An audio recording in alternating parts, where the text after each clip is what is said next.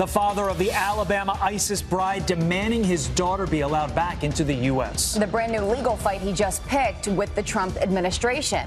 And the thin blue line is holding strong. How police took a stand to get that flag back in their state capital. Fox and Friends First on a Friday morning continues right now.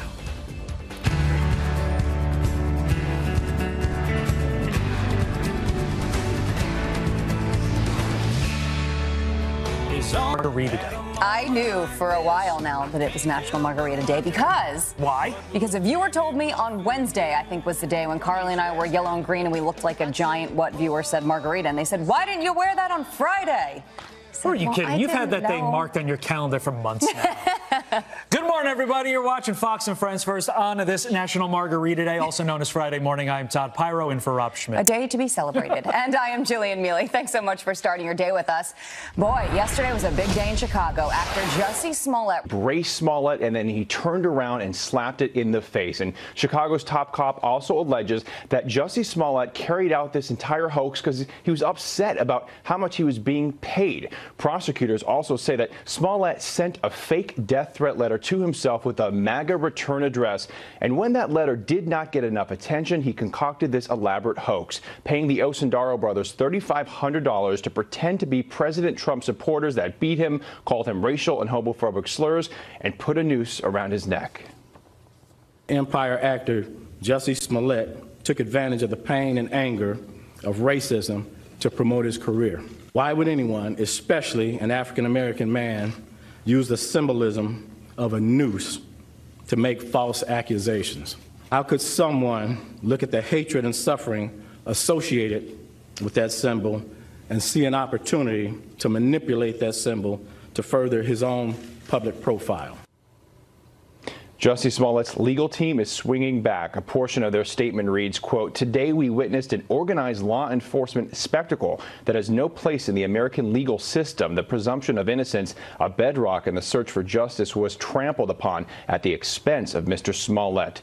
Police say that most of Smollett's minor cuts and bruises were self-inflicted that night. The judge in serious federal charges if it's determined that he did send that letter to himself. Back to you guys. It's amazing how this has unraveled. Matt Finn, you've been on top of it since the beginning. Thank you. Thanks, Matt. Jussie Smollett already facing the possibility of prison time once this case ends. But as Judge Andrew Napolitano points out, Smollett could be spending a lot longer than 3 years behind bars if the feds come calling.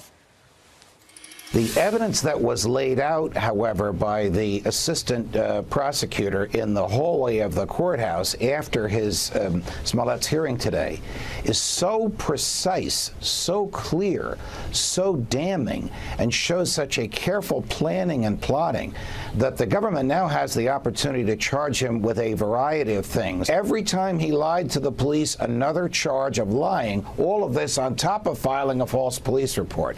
You're showing now the envelope that went through the mail. This triggers federal jurisdiction. Even if you're mailing that to yourself, triggers the federal authorities of posing a terroristic threat through the mails. Brady's facing 25 years in jail if you add up the potential state crimes and the potential federal crimes. The brothers that Smollett allegedly hired to carry out the plot face no charges after testifying before a grand jury. All right, let's take a look at Capitol Hill, a live look right now where today House Democrats will introduce a resolution to block President Trump's national emergency. Texas Congressman Joaquin Castro is leading the push and hoping to get a vote by next month. House Speaker Nancy Pelosi encouraging both sides of the aisle to back the resolution, but some Republicans say it's not likely. I have a funny feeling that they won't get all of Democrats to vote for it. There'll be a lot who actually do want border security in this country, and you'll get virtually no Republicans. Democratic leaders will introduce a similar resolution in the Senate.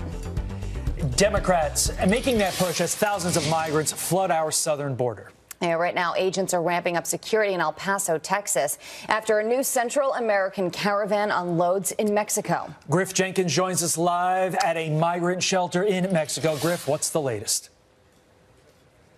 Good morning, Todd and Jillian. You know, here at the Casa del Migrante, one of two of the shelters in Ciudad Juarez, let me show you the barbed wire, the concertina wire on top of this shelter to keep the migrants safe. Well, that's exactly what the Border Patrol in El Paso is doing. They were making preparations at the points of entry here in El Paso and points in between, because it's what we've seen in California. It's what we saw when we were over in Piedras Negras when the caravans were gathering there, because, as the officials say in El Paso, they can't wait to be prepared should there be an influx of migrants. And then we certainly have that, thousands here in Ciudad Juarez. In fact, one of the migrants that we followed all the way from Honduras back on January 15th, Jose, is come here. He has a pink wristband on his arm, and it says the number 6,387. That is a long line to wait your turn to get asylum. We don't know exactly where they are in that counting. However, it is the wanting to get as soon as you can across that border that is leading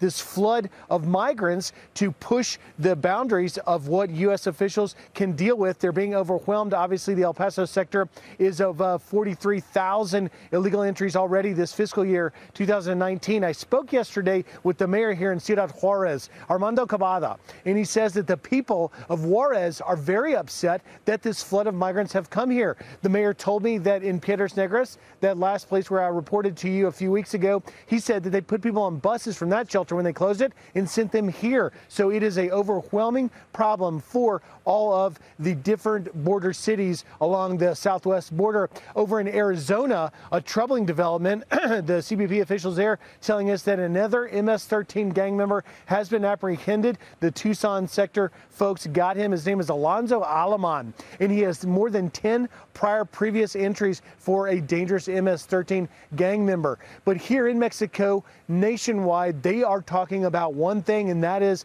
the unbelievable rise in violence. According to officials in Mexico, the month of January was the deadliest January on record. 2,452 homicides intentionally. That is a first, and people are worried about it.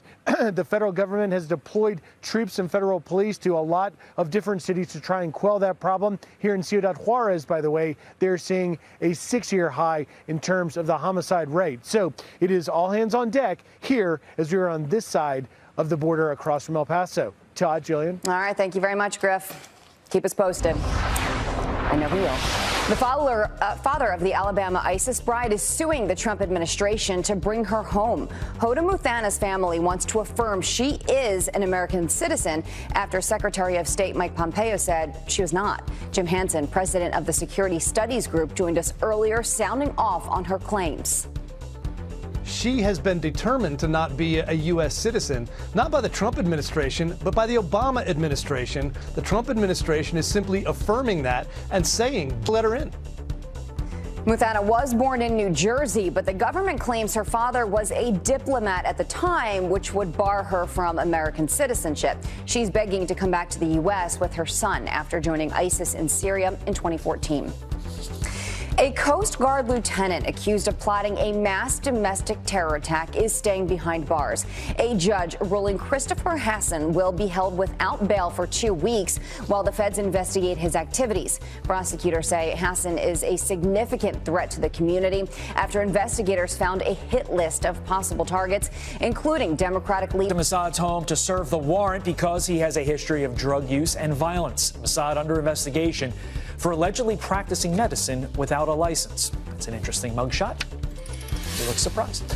North Carolina will hold a new election over concerns of fraud in a hotly contested House race. Republican candidate Mark Harris won his election in November by less than 1%, but a political operative allegedly manipulated mail-in ballots in Harris's favor. The State Board of Elections unanimously voting to hold a new election after Harris called for a revote himself. It's unclear when the election will be or whether Harris will run again. It is 11 minutes after the hour. Chicago's top cop slamming the media's coverage of the Jussie Smollett case.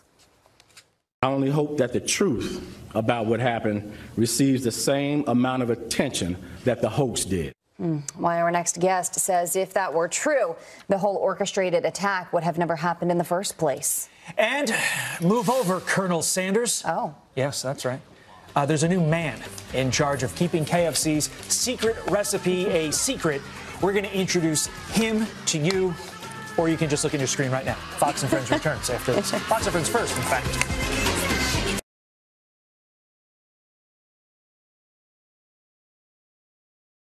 Jussie Smollett from the hit show Empire was attacked and beaten. There are many indications of a hate crime here. Smollett is also black and gay, which may have been the motivation for an alleged attack. They were yelling MAGA country as they beat him. This is MAGA country. They are looking for two suspects who were apparently wearing Make America Great Again hats.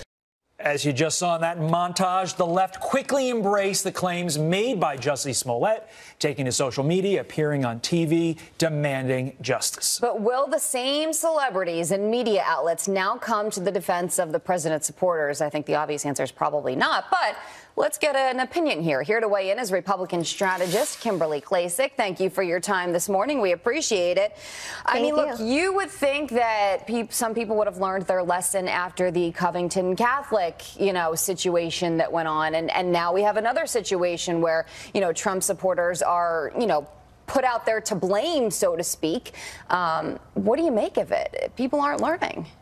Yeah, well, first and foremost, I feel terrible for the police chief and investigators that spent countless of hours chasing a ghost. And I pray that there weren't any victims due to lack of resources because of this investigation. Now, the police chief, I know he said something about hopefully the truth makes as much traction as the lies that Smollett told, but I don't see how that's possible. If it was possible, Smollett would have boosted his career on actual hate crimes that exist. This is what happens when you have a high demand for racism, but not a ton of racists actually out there. Victimhood is very lucrative in America, and I think Jussie Smollett knows that, and so does the left know that. And so that's what they've been depending on and pushing from the very beginning, and that's why he thought he could get away with this. Yeah, Kimberly, take a look at these numbers. Obviously, we showed in that montage, that was just a snippet of the wall-to-wall seeming coverage of the Jussie Smollett case when it fit the mainstream media narrative. But when something happened over the course of the last 48 hours and that narrative started to become questioned, here's what the numbers look like. CNN, they devoted 107 minutes. That seems like an okay amount in the scope of your entire prime time. But take a look. MSNBC, when news of Jussie Smollett's arrest, posting bail, all of that came out, they provided no coverage whatsoever. What do you make of that, Kimberly? This is just what they roll on every single time. Like Jillian said with the Catholic Covington schoolboys, that lie turned out to be a lie. It was obvious. And then they just ran with the fact that Jussie Smollett's unbelievable story came out just a week later. This is what the left does. This is what Democrat politicians do. I mean, I think, honestly, Jussie Smollett, what he did is a disservice to gay and the black communities, but also this constant conversation about racism and gay pride. If we spent just as much time on being pro-business or pro-America and support those policies, President Trump would have never been able to run on Make America Great Again. But he could because everyone's selling victimhood. So he ran on the fact that he knows people feel sometimes that they are the underdog. So this is, to me, I'm not surprised. I'm just shocked, really, that he made and orchestrated this whole entire attack, and it's really sad. Do you think these attacks will continue against the president and his base?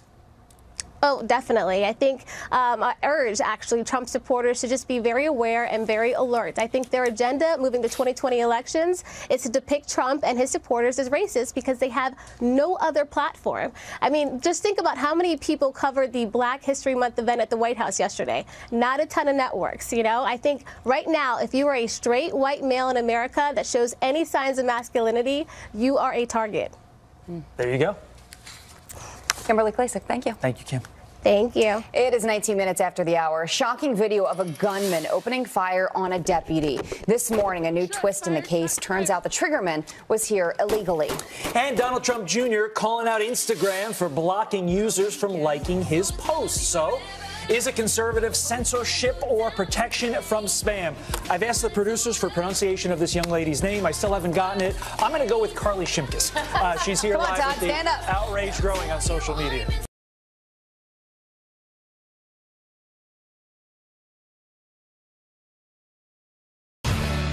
Good Friday morning. Welcome back. Protection from spam or conservative censorship. Instagram playing defense after Donald Trump Jr. calls them out for blocking users from liking his posts. Carly Shimkus, Fox News Headlines 24/7, Sirius XM 115 here with the online reaction. It kind of feel like it was Facebook, then it was Twitter, now Instagram getting in the game here. Yeah, that's right. They don't want to be in it. So liking posts is one issue, but he's also heard from people who say that their accounts automatically unfollowed him. That's weird. And they didn't know until they checked. So he posted a bunch of screen grabs that show that their actions, their interaction with Donald Trump Jr. has been blocked by Instagram.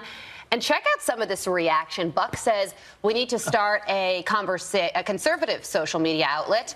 Another Instagram user says, I get conservative blocked all the time on Twitter and Insta for no reason other than being a conservative. And Pamela says, this is pretty sad. I will refollow you, but who's to say they won't do it again? Instagram responded to this in a statement.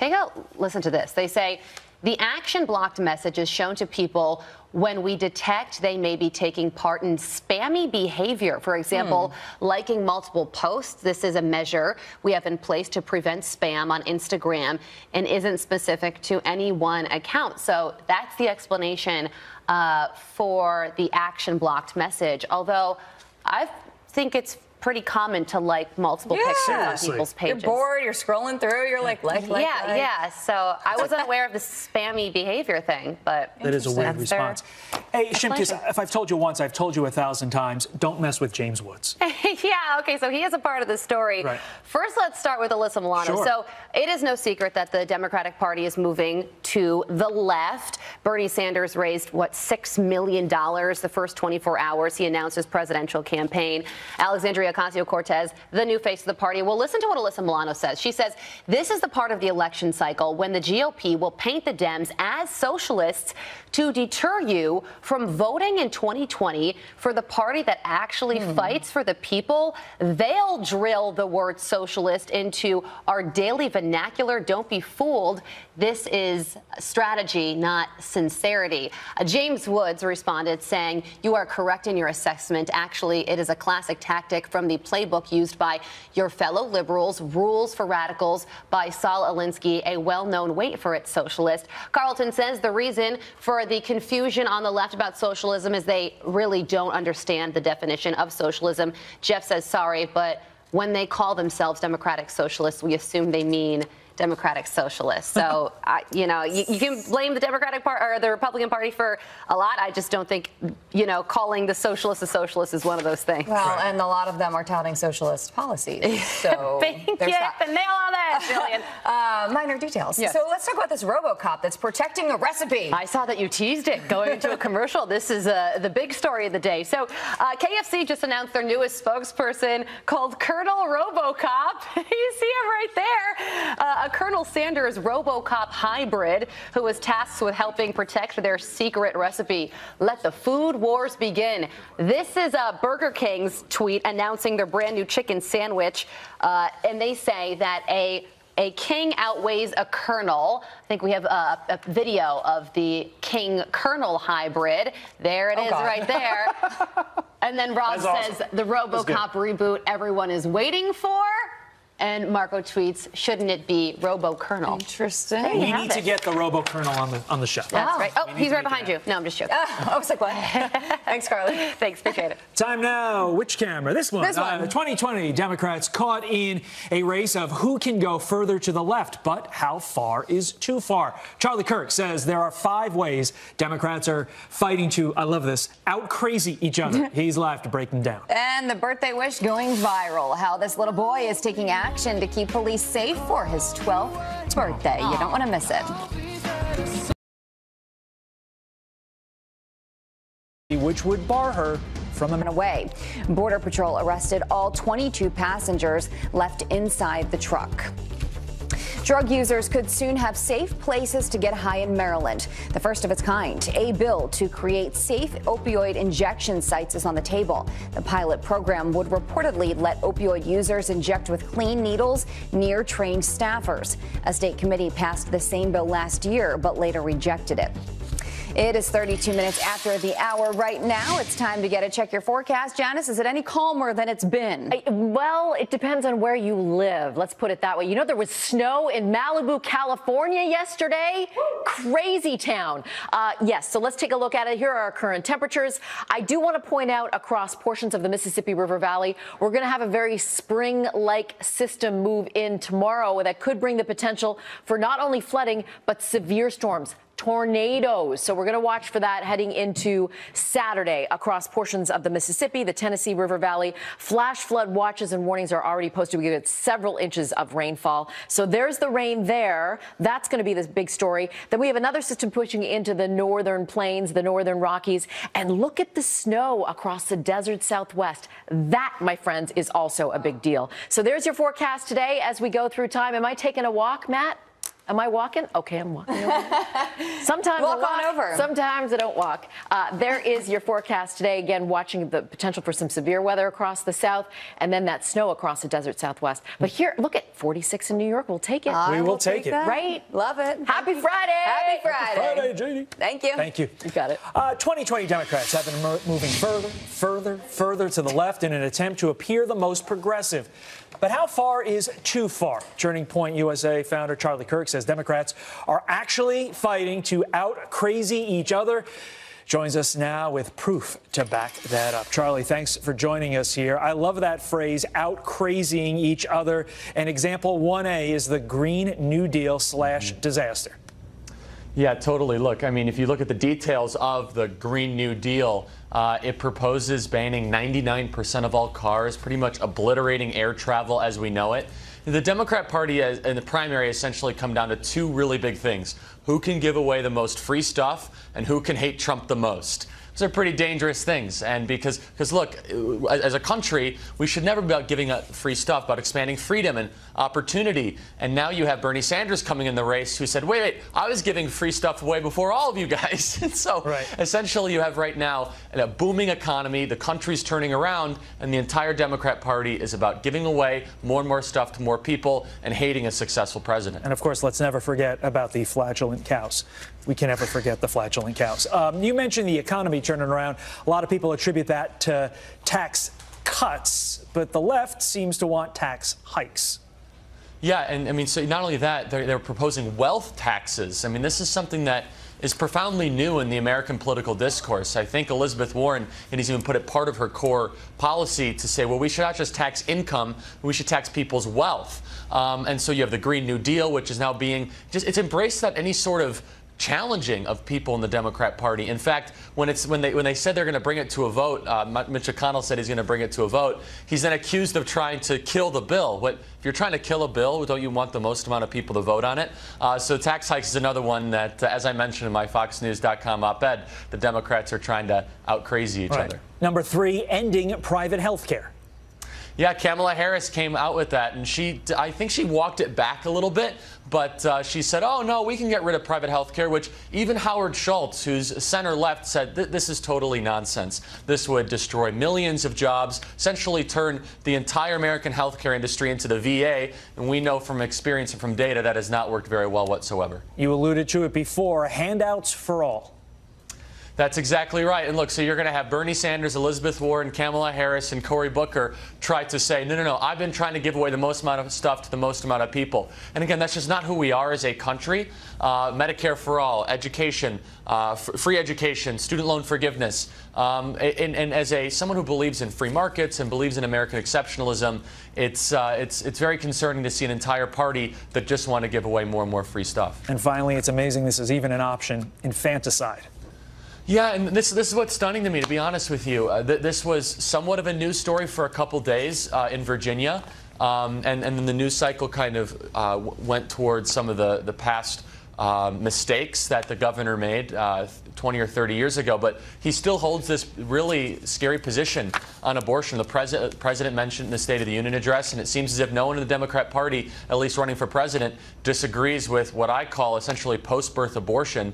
And if you look at the actual governor's words of Virginia, it's pretty scary what he stands for. So look, the Democrat Party's become more and more radical. Scary for America, but it's somewhat good news for the president because he'll be able to win back the middle part of the country. and self-described political moderates. We will see. We have months to have the Democrats figure this all out before they give us their nominee. Charlie Kirk, is always a pleasure. You bet. Thank you. It is just about 38 minutes after the hour. It's been over 6 years since Superstorm Sandy ravaged New York. Why the city's liberal mayor is now being told to shell out to pay up over a scam for relief fund. The bogus claims now drawing outrage. And there's a throwaway. Morris into the crowd, spilled the beer. And will they cross the line? They do. Morris is dripping with beer. Is that Kenny Albert? What a great call, dripping with beer. A basketball announcer getting creative when the play spills off the court, and it didn't stop there. More of this incredible call coming up.